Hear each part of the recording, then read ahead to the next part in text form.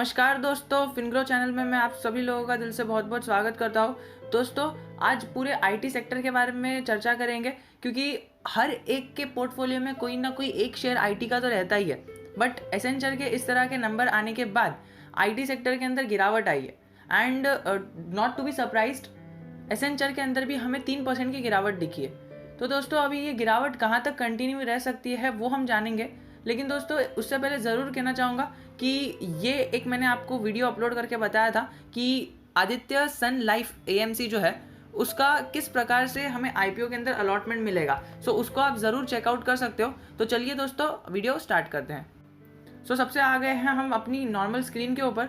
हम देखेंगे कि इधर लिखा है कि एसेंचर ने अपने रिटर्न्स बड़े अच्छे पेश किए हैं, बट आईटी सेक्टर कुछ डिफिकल्टी फेस कर सकता है और वो भी शॉर्ट टर्म चैलेंजेस रहेंगे। क्योंकि देखिए, कोई भी स्टॉक ऐसा ऊपर भागता है ना, तो उसको एक नीचे जाने की ज़रूरत रहती है, क्योंकि आप इंजन को कितना भगा लोगे, थोड़ा सा आपको उसको शांति देनी पड़ेगी ना, तब जाके आगे बढ़ेगा। नहीं तो अगर आप बढ़ाते रहोगे तो वो एक टाइम पर ब्लास्ट हो जाएगा, हीटअप होकर ख़राब हो जाएगा।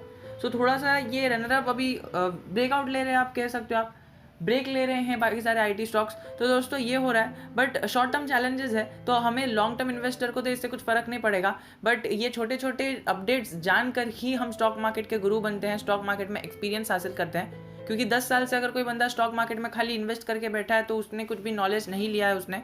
तो दोस्तों, मैं कहना चाहूँगा कि ये जो आईटी सेक्टर का स्टॉक है, आईटी सेक्टर है पूरा, उनका जो शॉर्ट टर्म चैलेंजेस है वो एसेंचर की आउटसोर्सिंग रेवेन्यू की वजह से।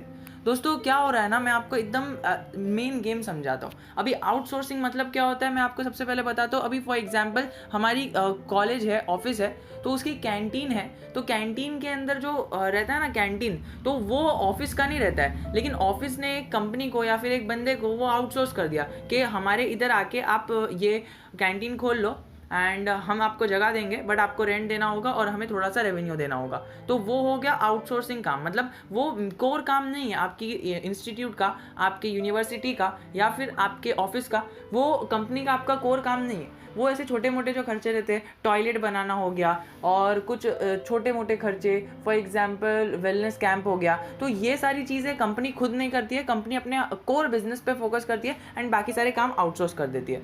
तो एसेंचर भी यही करता है। एसेंचर अपने कोर बिजनेसेस पे फोकस करता है और जो भी चीज़ें रहती है एक्स्ट्रा, वो चीज़ों को वो आउटसोर्स कर देता है दूसरी कंपनी को, यानी वो काम दूसरी कंपनियों से कराता है एंड उसके बदले में वो हो जाता है। तो दोस्तों, ये जो रिजल्ट आया है ना, इनका आउटसोर्सिंग से जो सेल्स आई है, मतलब इन्होंने ये क्वार्टर में, मतलब जनरली जो एक्सपेक्ट किया जा रहा था कि आउटसोर्सिंग, मतलब इन्होंने जो आउटसोर्स किया है, वो आउटसोर्सिंग से जितना रेवेन्यू आने वाला था वो कम हो गया। मतलब क्वार्टर में जो रिजल्ट आया है वो एक क्लास आया है, लेकिन आउटसोर्सिंग पे, मतलब जो उन्होंने आउटसोर्स किया है, वो आउटसोर्स करने के बाद जो रेवेन्यू आया है वो कम आया है। इसका मतलब एक ही निकल के आ रहा है कि आउटसोर्स उन्होंने कम किया।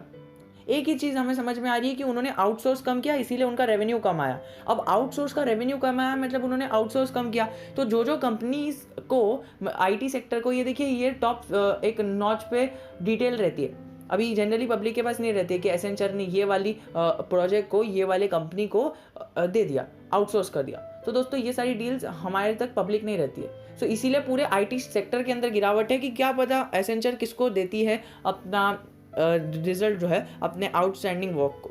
तो पूरे आईटी सेक्टर में प्रेशर देखने मिल रहा है, क्योंकि ऐसा लग रहा है कि आउटसोर्सिंग कम हुई है एसेंचर की, जो वर्ल्ड की, इंडिया की नहीं, चाइना की नहीं, अमेरिका की नहीं, पूरी वर्ल्ड की नंबर 1 आईटी कंपनी है। तो आईटी कंपनी ने जब आउटसोर्सिंग कम की है, तो जो कंपनीज उसके वर्क को करती हैं उनका सेल्स कम हो गई है, क्योंकि वो उनका काम ही कम हो गया ना। वो एसेंचर ने इन्हें काम नहीं दिया, तो जितना काम एसेंचर इन्हें देने वाली थी उतना काम इन्हें मिला नहीं, एंड देन इनका सेल्स डाउन हो गया।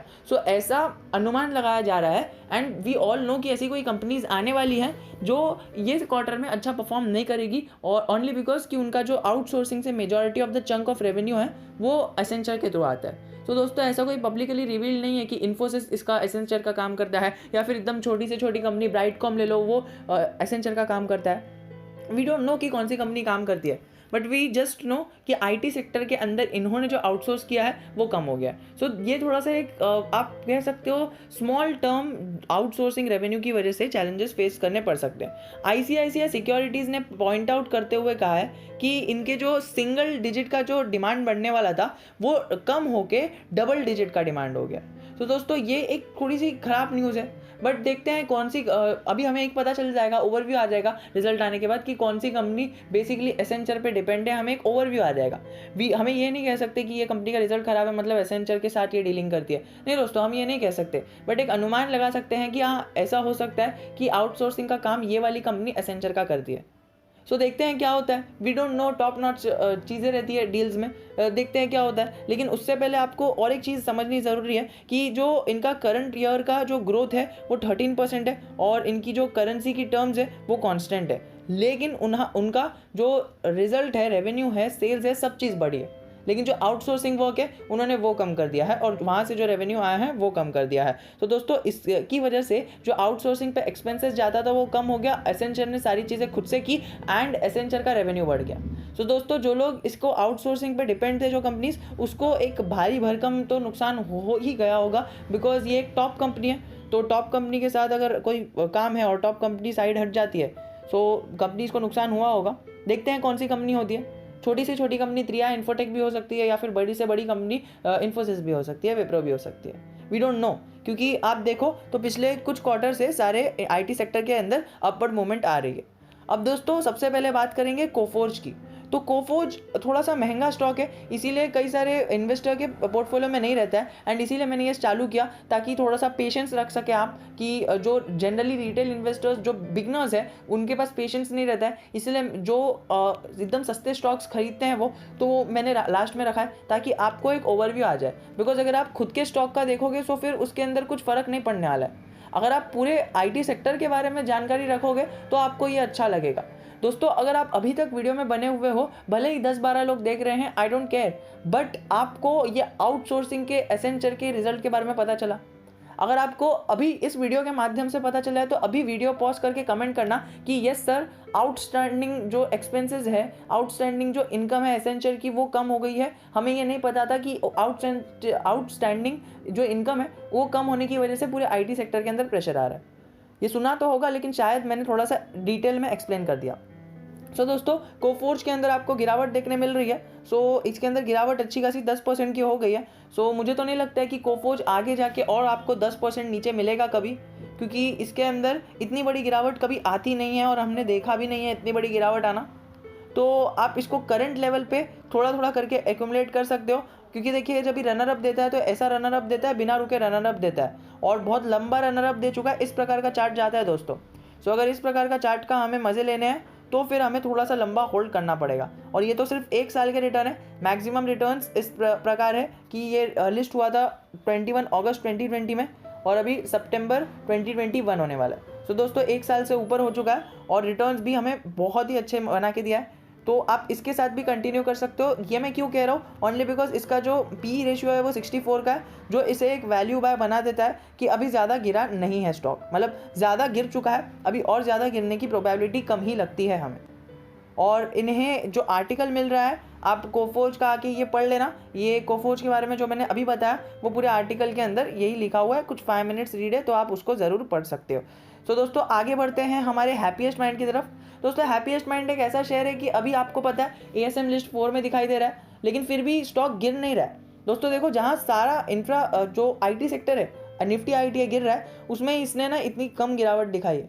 दोस्तों देखो 5%, 6%, बाकी सारे स्टॉक्स 10-10% गिर चुके हैं और ये एक साइडवेज पैटर्न बना के जा रहा है। तो हमें ये एक वैल्यू बाय बनाता है। आगे जाके हमें इसके अंदर एक वैल्यू दिखती है कि अगर ये आगे ऐसी कोई स्थिति भी आती है तो उसके अंदर ये टैकल कर सकता है और ज़्यादा गिरेगा भी नहीं। दोस्तों मिड कैप क्वालिटी का स्टॉक है, लेकिन फिर भी ये गिर ही नहीं रहा है, गिरावट ही नहीं आ रही है। हर बंदा कोई वेट कर रहा है कि इसके अंदर कभी बड़ी गिरावट आएगी, बट साइडवेज पैटर्न बनाता हुआ हमारा हैप्पीएस्ट माइंड जा रहा है। और दोस्तों मुझे तो नहीं लगता है कि ये अभी रुकेगा। अभी ये इसका 20,000 का मार्केट कैप है। ये जब 50,000 का हो जाएगा तभी भी लोग यही कहेंगे कि ये थोड़ा सा महंगा हो गया, और जब ये 50,000 से 60,000 का मार्केट कैप हो जाएगा तभी भी लोग यही कहेंगे। तो दोस्तों अगर आपको लॉन्ग टर्म इन्वेस्टमेंट करना है, so Happiest Mind can be a definite pick for you. आपके पोर्टफोलियो में होना ही चाहिए हैप्पीएस्ट माइंड। हाँ मतलब ओवर डाइवर्सिफिकेशन मत कर देना, but happiest mind is always been a good stock और इसका पी 137 दिख रहा है, तो आप उसके अकॉर्डिंग अपना आउटलुक लेके चल सकते हो। बट अभी INDRA का जो अपडेट आया था, उन्होंने A+ रेटिंग दे दी है A- से, तो ये भी इसको हैप्पीएस्ट माइंड को आगे जाके हेल्प करेगा। सो इसके ऊपर भी हमारी नज़र होनी चाहिए। 52 वीक लो से 300 रुपये से 1500 रुपये चले गया है, और अभी ऐसा कोई IT स्टॉक और फाइनेंशियली स्टेबल स्टॉक मुझे बता देना जो इतना ऊपर गया है और ऊपर जाने के बाद गिरावट भी नहीं दे रहा है। सो दोस्तों ये आपके पोर्टफोलियो में ज़रूर होना चाहिए अगर आपको हाई रिटर्न्स और लेस रिस्क वाला स्टॉक चाहिए। तो ऐसे स्टॉक्स बहुत कम ही मिलते हैं कि रिटर्न्स तो बहुत ज़्यादा है और रिस्क भी बहुत कम है। दोस्तों रिटर्न ज़्यादा है मतलब रिस्क कम है तो रिटर्न भी कम ही रहेगा, और अगर रिस्क ज़्यादा है तो रिटर्न भी ज़्यादा रहेगा, लेकिन यहाँ पर रिटर्न ज़्यादा है, आपका फ़ायदा है, और रिस्क कम है, तो इसके अकॉर्डिंग आप डिसीजन ले सकते हो। चलिए विप्रो की बात करते हैं। तो विप्रो के अंदर भारी भरकम गिरावट हो गई है। कई सारे लोगों ने इसके अंदर कॉल्स भी लिए थे, लेकिन वो भी अचीव नहीं हुए। कुछ 715 का आई थिंक लिया था, 712 का if I am not wrong.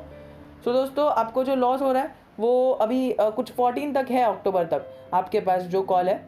तो मैं सजेस्ट करना चाहूँगा कि आपने जो कॉल ऑप्शन 14 अक्टूबर का बाय करके रखा है तो उसको बाय करके रखो, बिकॉज 14 अक्टूबर तक तो ये अच्छा खासा अपवर्ड मूवमेंट आपको दे ही देगा। क्योंकि अभी देखिए ये 1 महीने से साइडवेज पैटर्न में ही ट्रेड कर रहा है, इसका मतलब यहाँ से अभी ये ब्रेकआउट देगा। सो दोस्तों मैं ये नहीं कह रहा कि ये 100% ऊपर चले जाएगा, बस ये कह रहा हूँ कि जितना इसने कंसोलिडेट किया है कम से कम थोड़ा सा भी ऊपर जाएगा तो आपके कॉल ऑप्शन को आराम से ब्रेकआउट कर देगा। और मैं ये इसीलिए कह रहा हूँ बिकॉज इसका पी रेशियो बहुत ही नीचे है और MFI और RSI दोनों मिड रेंज के अंदर ट्रेड कर रहे हैं, जो हमें इसको एक वैल्यू बाय बनाता है। वरना मुझे तो नहीं लगता है कि आने वाले टाइम में ये इतना ज़्यादा करेक्ट हो सकता है, क्योंकि जिस प्रकार की इसकी मूवमेंट है वो मूवमेंट तो रुकने का नाम ही नहीं ले रही है, और बोनस किंग भी कहा जाता है इसे IT का, तो इसे आपके पोर्टफोलियो में ज़रूर की ज़रूर होना चाहिए। अब देखिए मैं हर एक स्टॉक के बारे में बोलूँगा कि आपके पोर्टफोलियो में ज़रूर होना चाहिए, लेकिन इसका मतलब ये नहीं कि आप हर एक स्टॉक को अपने पोर्टफोलियो में ऐड करके चलो, तो ये पॉइंट आपको नोट करके चलना है। अभी देखिए सबसे पहले हम बात कर लेते हैं TCS की, जो हमारे सेक्टर की लीडर है, सबसे बड़ी कंपनी है। अभी रिसेंटली रिलायंस ने इसे मार्केट कैपिटलाइजेशन में बीट किया, रिलायंस नंबर 1 कंपनी बन गई, लेकिन TCS is always been a good stock. हमें 1 साल पहले 3000 पे देखने मिलता था, उसके पहले 2000 पे देखने मिलता था, और उसके पहले 1000-1500 पे भी देखने मिलता था, और 1000-1500 का स्टॉक आज 4000 पहुंच गया है। और हमें इत्तेफाक नहीं होगा अगर ये 4000 का स्टॉक 5 से 6000 भी पहुंच जाए, तभी भी हमें इसके अंदर कोई चौंका देने वाली बात नहीं दिखेगी। ये जो 5 दिन से गिरावट आ रही है, इसका जिसने फ़ायदा उठाया है उसको तो लॉन्ग टर्म में बेनिफिट होगा ही, क्योंकि देखिए 1 महीने से अगर आप देखो तो 1 महीने से ये भी साइडवेज ही भागा पड़ा है। ये जो अपवर्ड मूवमेंट आई थी ये एसेंचर के रिजल्ट की वजह से आई थी, लेकिन फिर इसके अंदर फिर से साइडवेज पैटर्न बनना चालू हो गया। सो दोस्तों TCS can also be a good pick for every one of us. अगर एकदम सेक्टर लीडर के अंदर बाइंग करनी है तो TCS के अंदर बाइंग कर लो, ज़्यादा रिस्क भी नहीं है और रिवॉर्ड भी अच्छे खासे है। आपको पता है 2030 तक हमारा जो इंडिया का मार्केट कैपिटलाइजेशन है, हमारा जो इंडिया का सेंसेक्स है, एस्टिमेटेड है कि वो 1 लाख तक पहुंच जाए। सो दोस्तों ये भी एक हमारे लिए फ़ख्र की बात होगी कि 2030 तक ये 1 लाख का पहुंच जाए, और मुझे पर्सनली ऐसा गट फीलिंग आती है कि ये 2030 या 2025 में पहुंच जाएगा। तो चलिए दोस्तों प्रे करते हैं क्या होता है। वैसे TCS के ऊपर और एक देखिए 4 घंटे पहले न्यूज़ आई है कि जर्मन कमर्शियल बैंक ने TCS को एज अ स्ट्रेटेजिक प्लानर जो है पार्टनर IT सर्विसेज के अंदर सिलेक्ट किया है। अभी जो इसके जर्मनी में है और हमारे इंडिया में और पूरे वर्ल्ड के अंदर हमें TCS का एक दबदबा देखने मिलता है। पूरे TCS में हमें अच्छी डील्स होते हुए देखने मिलती है। तो दोस्तों इसका फ़ायदा भी TCS को शॉर्ट टर्म के अंदर अच्छा खासा होते हुए देखने मिलेगा, और लॉन्ग टर्म की बात करें तो Q3 के नंबर में इसके अंदर प्रॉफिटेबिलिटी आते हुए देखने मिलेगी। सो दोस्तों ये भी बहुत इंटरेस्टिंग होगा Q3 में क्या होता है। वैसे Q2 में तो इतना बड़ा कुछ होगा नहीं, लेकिन Q3 में देखते हैं क्या होता है इनके पार्टनरशिप के बाद। तो चलिए TCS के बारे में तो हमने बड़ी न्यूज़ देख ली, एंड TCS के बारे में हमें ज़्यादा अपडेट देखने की ज़रूरत नहीं है। ये ऐसा स्टॉक है कि हम इसके अंदर आंख बंद करके पैसा लगा सकते हैं, and the most trustable stock है पूरे ट्रस्टेबल ग्रुप का। मतलब ट्रस्ट का जो फेस है वो टाटा है, और टाटा का जो फेस है वो TCS है। तो दोस्तों ये एक लाइन बोलनी थी, एंड इसी के साथ हम विप्रो की बात कर लेते हैं। विप्रो के अंदर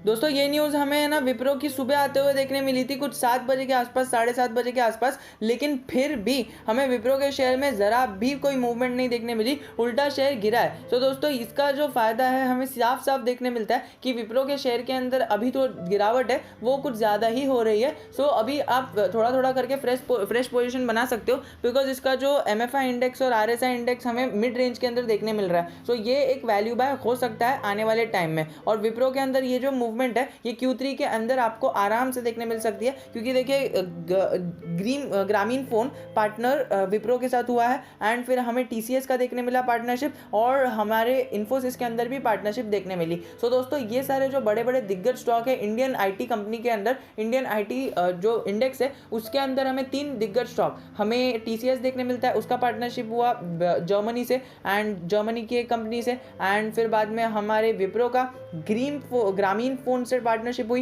एंड जो हमारा तीसरा स्टॉक है इन्फोसिस का तो आपको क्या ही बताऊँ, हमारे इंडियन टैक्स डिपार्टमेंट के साथ पार्टनरशिप होते हुए देखने मिली है। तो दोस्तों ये 3 बड़े बड़े स्टॉक्स आपके पोर्टफोलियो के अंदर जो वॉच लिस्ट है, वॉच लिस्ट के अंदर ज़रूर होने चाहिए, क्योंकि अगर आपको ज़्यादा गिरावट दिखती है या फिर अगर आपको कुछ बाइंग की अपॉर्चुनिटी दिखती है, सो इसके अंदर आप ज़रूर पोजीशन बना के रख सकते हो। तो दोस्तों अब बढ़ते हैं हमारी अगली स्टोरी की तरफ, टेक महिंद्रा के अंदर भी बड़ी गिरावट आ रही है। तो दोस्तों इसका एक ही कारण है एसेंचर के नंबर, ये तो सबको ही पता है, लेकिन मैं आपको एक और एक चीज़ बताऊंगा कि एसेंचर के नंबर आने के बाद इसको है ना एक ज़रा सा मुझे ऐसा लग रहा है पर्सनली कुछ ज़्यादा ही पंप हो गया है और सीधा डंप हुआ है, मतलब मुझे ऐसा लग रहा है। अब आप मुझे कमेंट सेक्शन में बताना कि आपको ऐसा क्या लग रहा है, मतलब इतनी बड़ी कंपनी है ऐसा तो कुछ हो नहीं सकता है, लेकिन फिर भी जिस प्रकार से इसकी मूवमेंट आई है नीचे की तरफ वो एक इनक्रेडिबली डाउन मूवमेंट है। एंड अच्छा है लोअर सर्किट नहीं लगा, वरना हमें 1 महीने के चार्ट पैटर्न में तो एक सीधी सीधी गिरावट ही दिख रही है, but deep down we know कि ये 5 दिन के चार्ट पैटर्न से कि हमें इसके अंदर गिरावट लोअर सर्किट के अंदर तो देखने नहीं मिल रही है।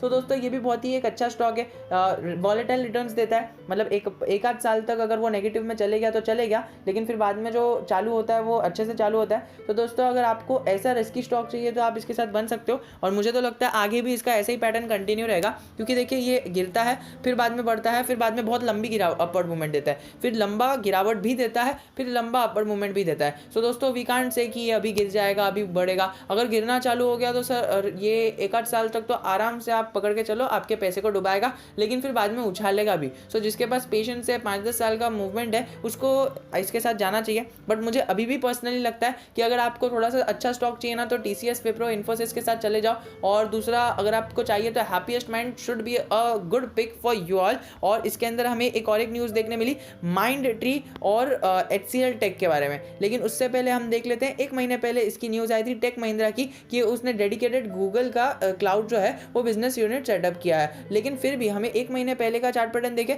तो 1 महीने के बाद से हमें इसके अंदर एक नेगेटिव मूवमेंट और फ्लैट मूवमेंट ही देखने मिल रहा है, क्योंकि आप देखो तो ये साइडवेज पैटर्न बनाता हुआ स्टॉक जा रहा है। तो ये इसके एक स्टॉक है ना कि इसके पे न्यूज़ का अफेक्ट नहीं होता है, इस पे अफेक्ट होता है जिसने जितना पैसा डाला, जैसे कि ITC के अंदर होता है, ITC के अंदर ज़्यादा इन्फ्लो आ गया तो फिर वो बढ़ जाता है, और जब भी इन्फ्लो निकल जाता है तो वो गिर जाता है। उसी तरह टेक महिंद्रा का है, अगर इसके अंदर ज़्यादा इन्फ्लो आता है तो लंबा एक अपवर्ड मूवमेंट दे देता है, फिर बाद में कोई भी न्यूज़ आन दो इसके अंदर कुछ फर्क नहीं पड़ता है। तो दोस्तों ये अगर आपको स्टडी पर्पज़ के लिए चाहिए तो आप इसके अंदर ज़रूर की ज़रूर अपनी पोजीशन बना सकते हो। तो चलिए दोस्तों एक लास्ट स्टॉक माइंडट्री के बारे में बात करते हैं, and then we will be ending our video.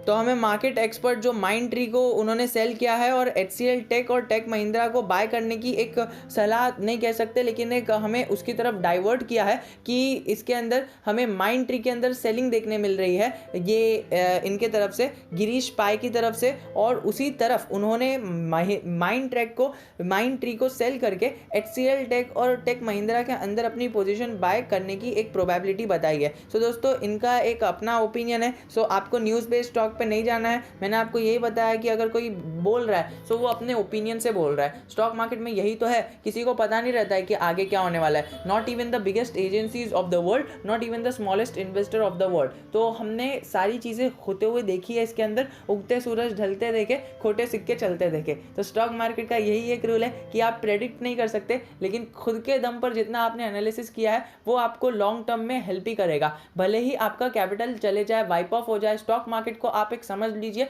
कि आप एक स्टॉक मार्केट को फीस दे रहे हो, वो मुझे एजुकेशन देने के लिए। सो वो जो आपको लॉस हो रहा है वो एक समझ लीजिए आपने एक इन्वेस्टमेंट किया है अपनी एजुकेशन पर, तो वो आपको समझ के चलना है। वैसे तो ये आपको अगर रीड करना है तो रीड कर सकते हो। वैसे ही इन्होंने बहुत टेक्निकल्स की बात की है, तो मुझे इतना डीप डाउन टेक्निकल्स के अंदर नहीं जाना है, बिकॉज हम एक ठहरे long term investor, and long term perspective से टेक महिंद्रा भी अच्छा है, माइंड ट्री भी अच्छा है, और HCL टेक भी अच्छा है। सो दोस्तों मुझे तो तीनों स्टॉक ही अच्छे लगते हैं। आपको कौन सा फेवरेट स्टॉक है वो मुझे बता देना। अभी इसके अंदर मेरा फेवरेट स्टॉक सबसे पहला मैं रैंक देना चाहूँगा HCL टेक को, second buy will be my Mindtree, and third buy will be tech Mahindra. अब दोस्तों मैंने ना हर एक IT पॉसिबल स्टॉक के बारे में बात किया, लेकिन एक चीज़ है कि इस IT स्टॉक्स के बारे में बात की है एंड मैंने हर एक स्टॉक के बारे में अच्छा कहा है, तो इसका मतलब ये नहीं है कि आपके पोर्टफोलियो में हर एक स्टॉक होना चाहिए। दोस्तों अगर आपके पोर्टफोलियो में हर एक स्टॉक है तो आप थोड़ी सी एक गलती कर रहे हो और उसको सुधारा भी जा सकता है। तो दोस्तों ये मत करना कि आप हर एक IT स्टॉक को खरीद लो। मैं तो कह रहा हूँ कि मैक्सिमम टू मैक्सिमम आपने 2 खरीद लिए,